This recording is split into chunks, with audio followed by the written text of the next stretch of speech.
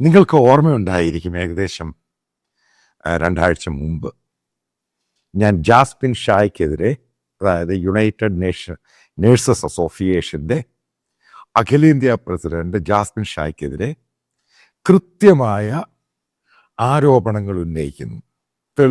അതിൽ ഞാൻ പറയുന്നുണ്ട്, ഇത് പലതും ഞാൻ തെളിയിക്കാൻ എന്നെ കൊണ്ട് കഴിയും.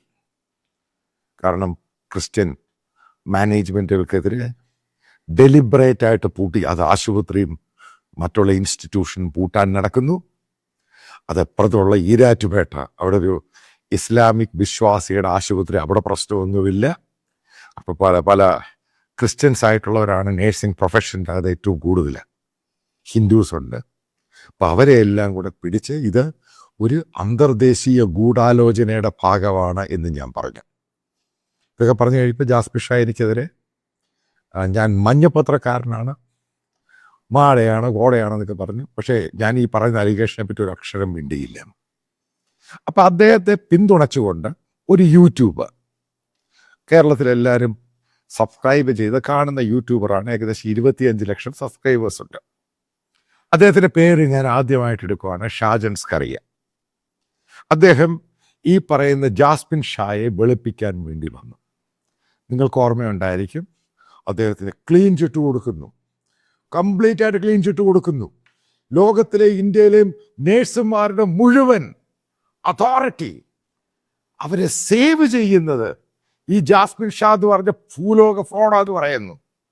എന്നിട്ട് നിങ്ങൾക്ക് ഓർമ്മയുണ്ടായിരിക്കും, ഷാജൻ ഒരു കാര്യം പറഞ്ഞത് എന്താ പറഞ്ഞതെന്ന് നിങ്ങൾക്കറിയോ? ജാസ്മിൻ ഷായ്ക്കെതിരെ പോലീസ് കള്ളക്കേസാണ് എടുത്തിരിക്കുന്നത്. ഇന്ന് വരെ കുറ്റപത്രം സമർപ്പിച്ചിട്ടില്ല.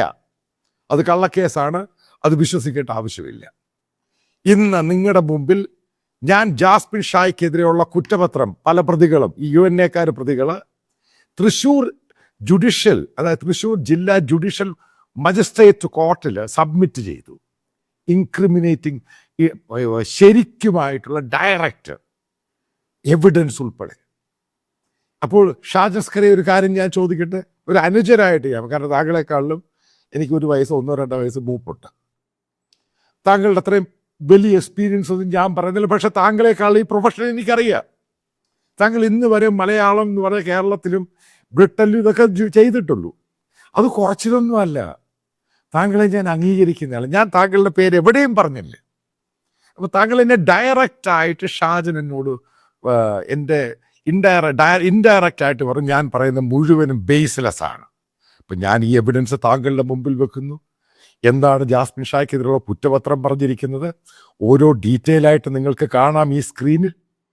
ഷാജൻ മാപ്പി ചോദിക്കൂ. ഷാജനോട് ഞാൻ പറയാം, ഞാൻ താങ്കളോട് അടിക്കാൻ അത്ര യോഗ്യതയൊന്നുമില്ല താങ്കളോട് ഫൈറ്റ് ചെയ്യാൻ. എനിക്കത്ര യോഗ്യതയൊന്നുമില്ല. I am a humble and simple guy. വളരെ പാടുപെട്ടിട്ട് തന്നെയാണ് ഇവിടം വരെ എത്തിയത്. കാരണം ഞാൻ ഇന്ത്യൻ ടെറൈൻ്റെ അകത്ത് ജേർണലിസം ചെയ്ത് ഞാൻ പ്രൂവ് ചെയ്ത ആളാണ്. ഞാൻ ഡിഗ്രി പോലും ജയിച്ചിട്ടില്ല, മനസ്സിലാക്കുക. കാരണം പിന്നെ ഫർദറായിട്ട് പഠിക്കേണ്ട ഒരു സാഹചര്യം, കാരണം എൻ്റെ സാമ്പത്തികം ഇല്ലാഞ്ഞിട്ടൊന്നുമല്ല. ഞാൻ ഒരു മിഡിൽ ക്ലാസ് ഫാമിലിയാണ്. പക്ഷേ ഞാൻ ഈ പറയുന്ന കപ്പ പറിക്കാൻ ഈ പരിപാടിക്കൊന്നും ഞാൻ പോയിട്ടൊന്നുമില്ല. കാരണം എൻ്റെ ഫാദറിനും അമ്മയ്ക്കും 2 പേർക്കും ജോലി ഉണ്ടായിരുന്നു. ഞാൻ കുറച്ച് റബ്ബറും പരിപാടികളൊക്കെ ഉണ്ട്. അപ്പം എനിക്കങ്ങനെ വീട്ടിൽ യാതൊരു ബുദ്ധിമുട്ടും പ്രയാസമൊന്നും ഉണ്ടായിരുന്നില്ല. ഞാൻ ഷാജിനോട് പറയും. പക്ഷെ ഞാൻ കൃത്യമാണ്, എൻ്റെ ജേർണലിസം ഞാൻ ഡാറ്റ വെച്ചേ പറയത്തുള്ളൂ. ഞാൻ ഇന്ന് പറഞ്ഞ് നാളെ ക്ഷമ ചോദിക്കത്തില്ല. 2 ദിവസം കഴിഞ്ഞ് വേറെ സ്റ്റോറി പറഞ്ഞ് ഞാൻ ക്ഷമ ചോദിക്കുന്നത്. ഒറ്റ നിലപാടാണ്. ഷാജൻ എന്താണ് ചലഞ്ച് ചെയ്തത്? ഷാജൻ എന്താ പബ്ലിക്കിനോട് പറഞ്ഞത്? ഇങ്ങനൊരു കേസ് എന്ന് പറയുന്നത് മുഴുവനും കള്ളത്തരമാണ്, ചാർജ് ഷീറ്റ് ഫയൽ ചെയ്തിട്ടില്ല. ഈ പക്ക കള്ളനെയാണ് ഷാജ നിങ്ങൾ വെള്ള പൂശിയത്. So sad, horribly sad. കാരണം ഞാൻ ഒരു കാര്യമുണ്ട്, ഷാജന യൂസഫ് അലിയുടെ കാര്യം പറയുമ്പോൾ ഷാജന ഞാൻ എതിർത്തു. കാരണം താങ്കൾ പറയുന്നതിൻ്റെ അത് ബേസ് ഇല്ല. കാരണം ഞാൻ ഈ പ്രൊഫഷനിലാണ് ഷാജ നിൽക്കുന്നത്, ഇതേ ജോലിയാണ് ചെയ്യുന്നത്. അപ്പം ഡൽഹിയിലാകുമ്പോൾ കുറച്ച് കൂടുതൽ ആൾക്കാർ അറിയുന്ന ഹിന്ദിയും ഇംഗ്ലീഷിലൊക്കെ ചെയ്തത്. അപ്പം എനിക്ക് ഈ പ്രൊഫഷനെ അറിയത്തില്ല. ഞാൻ ഏകദേശം സ്വാതന്ത്ര്യം കിട്ടിയ ശേഷം വലിയ ആദ്യം ഷാജ അതൊക്കെയാണ്. അതാണ് മാത്യു സാമുവൽ. ആ ഷാജിനെ ഞാൻ വെല്ലുവിളിക്കാം. ഷാജിന് ഒരാളെ കാണിച്ച ഇന്ത്യയിൽ ഇതേപോലെ ഇൻവെസ്റ്റിഗേറ്റീവ് സ്റ്റോറി ചെയ്ത് ജേർണലിസ്റ്റ് ഒരാളെ കാണിച്ച ഷാജിനറിയും അറിഞ്ഞില്ല, എടുത്തു നോക്കുക. അതുകൊണ്ട് വീണ്ടും ഞാൻ ആവർത്തിക്കുന്നു, ഞാൻ ജാസ്മിൻ ഷായ്ക്കെതിരെ UNA കണാപ്പന്മാർക്കെതിരെയും വിത്ത് എവിഡൻസോട് കൂടിയാണ് പറഞ്ഞത്. അതായത് ഇവൻ ഗൂഢാലോചനയുടെ ഭാഗമാണ്, ഇവൻ മത തീവ്രവാദികൾക്ക് വേണ്ടിയും ഒരു പ്രത്യേക കമ്മ്യൂണിറ്റിക്ക് വേണ്ടിയും കേരളത്തിലെ ക്രൈസ്തവ സ്ഥാപനങ്ങളെ തകർക്കാൻ വേണ്ടി ഇറങ്ങിയിരിക്കുന്നവനാണ്. അതേപോലെ ഹിന്ദു സ്ഥാപനങ്ങളെ ഇവനെ കരുതിയിരിക്കുക. ഇവൻ്റെ കൂടെയുള്ള UNA, അതായത് യുണൈറ്റഡ് നേഴ്സസ് അസോസിയേഷൻ, നിങ്ങളും കരുതിയിരിക്കുക. ഇവൻ്റെ ലക്ഷ്യം ഇതൊന്നുമല്ല. ഇവൻ്റെ ഇനി അടുത്ത കേസ് വരാൻ പോകുന്നു, ഞാൻ അതിനെപ്പറ്റി ചോദിച്ചറിഞ്ഞു. കാരണം ഇത് കേരള പോലീസിൻ്റെ ക്രൈം ബ്രാഞ്ചിൻ്റെ കേസ്. ഇനി അടുത്ത ED കേസ് വരാനുണ്ട്. കാരണം അതിൻ്റെ അന്വേഷണം അവർ സ്റ്റാർട്ട് ചെയ്തു. എല്ലാം കൂടെ കേസ് വന്നു കഴിഞ്ഞാൽ ന്യൂസിലാൻഡ് അധികം മുങ്ങുന്നതിൻ്റെ പരിപാടി കണ്ടു. ഇവിടെ നേരെ അങ്ങോട്ട് പോകുന്നു, അവിടെ നിന്ന് ന്യൂസിലാൻഡിലോട്ട് പോകുന്നു. കാരണം ഇവനറിയാം ഇവനിവിടെ കുടുങ്ങുമെന്ന്. കാരണം നല്ല എവിഡൻസും കൃത്യമായ സംഭവങ്ങളൊക്കെ പോലീസ് ശേഖരിച്ചിട്ട് തന്നെയാണ് കോർട്ടിൽ കൊടുത്തിരിക്കുന്നത്. ഇനി അതിൻ്റെ ട്രയൽ നടക്കും. അവൻ്റെ കൂടെ ഉള്ളവനൊക്കെ, അതായത് കൂടെ നിൽക്കുന്നവൻ, നിൻ്റെ ലൈഫൊക്കെ ഇത് തന്നെയാണ്. അതുകൊണ്ട് തന്നെയാണ് പറഞ്ഞത് ഇവനെ നമ്പരുത്. ഇവൻ്റെ ഉദ്ദേശ ലക്ഷ്യം പലതാണ്. ഇവനൊരു ഇൻ്റർനാഷണൽ ഗൂഢാലോചനയുടെ ഭാഗമായിട്ട് ഇവിടെ കേരളത്തിൽ ഇറങ്ങി തിരിച്ചിരിക്കുന്ന ഇവൻ്റെ ലക്ഷ്യം വേറെയാണ്. ഇവനെ തകർക്കുക തന്നെ ചെയ്യണം. വീണ്ടും ഞാൻ ഷാജിനോട് റിക്വസ്റ്റ് ചെയ്യുകയാണ്, താങ്കൾ ഇതേപോലെയുള്ള റിപ്പോർട്ടിങ്ങും സംഭവങ്ങളൊക്കെ ചെയ്യുന്ന സമയത്ത് അറ്റ്ലീസ്റ്റ് ഈ പറയുന്ന ജാസ്മിൻ ഷാ പറഞ്ഞതാണ് ഷാജിനോട് ടെലിഫോണിൽ അയാൾക്കെതിരെ കേസൊന്നുമില്ല, കുറ്റപത്രമൊന്നുമില്ല, വാടയാണ് കോടയാണ്. ഷാജൻ ഒരു കാര്യവും നോക്കിയില്ല, ഒരു സിമ്പിളായിട്ടൊരു റിപ്പോർട്ടറെ വിട്ടിട്ട് ഈ സംഭവത്തെ പറ്റി ഒന്ന് അന്വേഷിച്ചിരുന്നുവെങ്കിൽ ഈ തൃശ്ശൂരുള്ള ഈ സംഭവം കുറ്റപത്രം കൈ കിട്ടിയിട്ട് ഷാജൻ ആ വീഡിയോ ചെയ്താൽ മതിയായിരുന്നു. ഷാജൻ അവിടെ എന്നെ ചലഞ്ച് ചെയ്യുന്നു, ജാസ്മിൻ ഷാ അവനെ തുറന്നു കാട്ടി അവരെ നിങ്ങൾ ചലഞ്ച് ചെയ്യുന്നു. So sad. അതാണ് ബേസിക്കലി താങ്കളുടെ ജേർണലിസത്തിൻ്റെ ഏറ്റവും വലിയ പ്രശ്നം. അതായത് ഇതേപോലെയുള്ള അവൻ പറയുന്ന കള്ളത്തരവും കപടതയെല്ലാം വിശ്വസിച്ച് ഇതേപോലെ ഒരാളെയല്ല പല ആൾക്കാർക്കെതിരെ താങ്കൾ പറഞ്ഞിട്ടുണ്ട്.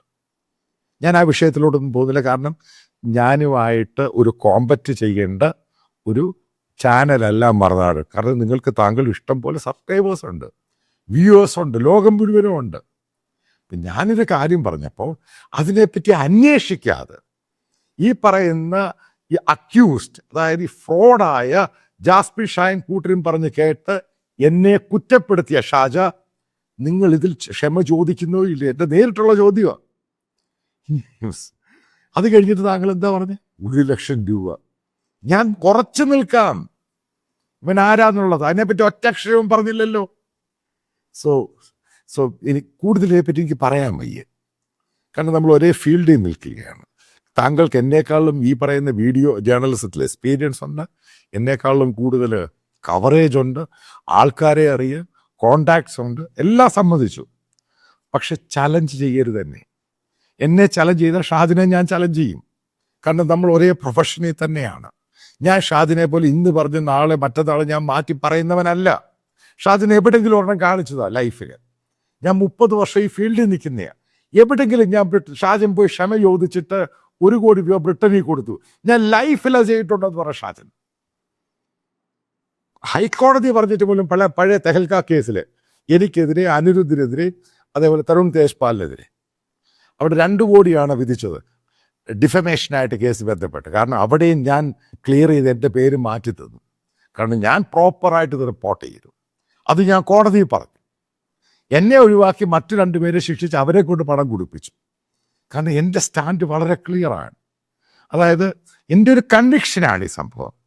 ഞാൻ ആരെ പാര വെക്കാനും അടിച്ചു താഴ്ത്താനൊന്നും ഞാൻ ശ്രമിക്കാറില്ല ഷാജാൻ. ഷാജിനി മറ്റുള്ളവരെ ആൾക്കാരെ കാണുന്ന പോലെ എന്നെ ആ കൂട്ടത്തിൽ കാണരുത്. നമുക്ക് നല്ല ഫ്രണ്ട്സായിട്ട് പോകാം. പക്ഷെ ഇതേപോലെയുള്ള സംഭവം വെളുപ്പിച്ച് തേപ്പിച്ച് കുതിര കയറാൻ വരുവാണ് ഷാജ നിന്നെ ഞാൻ വിടുത്തുമില്ല. കാരണം എനിക്കറിയാം എങ്ങനെ പിടിക്കണം. അപ്പം ആ ഗെയിമൊക്കെ മാറ്റി വെക്കുക. ആദ്യം ഈ പറഞ്ഞ കുറ്റപത്രം സമർപ്പിച്ചു. അതിനെപ്പറ്റി എനിക്ക് ഷാജൻ്റെ റെസ്പോൺസ് അറിയാൻ താല്പര്യമുണ്ട്. ഈ പറയുന്നത് ഒരു റിക്വസ്റ്റാണ്, പക്ഷേ ഇത് മാൻഡേറ്ററി അല്ല. ഈ ചാനൽ പൂർണ്ണമായിട്ട് ഫ്രീ ആയിരിക്കും. പക്ഷെ നിങ്ങൾക്കറിയാം, ഈ യൂട്യൂബ്, ഗൂഗിളിൽ നിന്ന് കിട്ടുന്നത് അത് ഒരു പരിധി വരെ അതിനകത്ത് ഇതിൻ്റെ എക്സ്പെൻസുമായിട്ട് കമ്പയർ ചെയ്യാൻ പറ്റുകയുള്ളൂ. അപ്പം ഇതിൻ്റെ താഴെ ഇതിൻ്റെ കമൻറ്റ് ബോക്സിൽ ഇപ്പം ബാങ്ക് ഡീറ്റെയിൽസും കറണ്ട് അക്കൗണ്ടാണ് പിൻ ചെയ്തിട്ടുണ്ട്. പിന്നെ വീഡിയോയിൽ ഇതിൻ്റെ സ്കാനറുണ്ട്. അപ്പം നിങ്ങൾക്ക് താല്പര്യമുള്ളവർക്ക് അത് കോൺട്രിബ്യൂട്ട് ചെയ്യാം. മേക്ക് ഇറ്റ് ക്ലിയർ, ഇത് കംപ്ലീറ്റ്ലി ഫ്രീ ആയിരിക്കും. കുറച്ച് എക്സ്പാൻഷൻ പ്ലാനുകളൊക്കെ ഉണ്ട്. നല്ല മാൻ പവർ വേണം, കുറച്ച് കൂടുതൽ നല്ല ടെക്നോളജി വേണം. അതിനൊക്കെ സ്പെൻഡ് ചെയ്യണം. കാരണം ആൾക്കാരുടെ വ്യൂസ് കൂടുന്നുണ്ട്. നിങ്ങൾക്കറിയാം, എനിക്ക് ഈ പറയുന്ന ഒരു വലിയ സബ്സ്ക്രിപ്ഷനൊന്നുമില്ല. സഹകരിക്കാൻ താല്പര്യമുള്ളവർക്ക് സഹകരിക്കാൻ. ഒരു കാരണവശാലും ഇത് നിർബന്ധമോ മാൻഡേറ്ററി അങ്ങനെ ഒന്നും തന്നെയല്ല. നിങ്ങൾക്ക് താല്പര്യമുള്ളത് മാത്രം വിശ്വസിക്കുന്ന നിങ്ങൾ ഇതിൽ കോൺട്രിബ്യൂട്ട് ചെയ്യുമെന്ന്.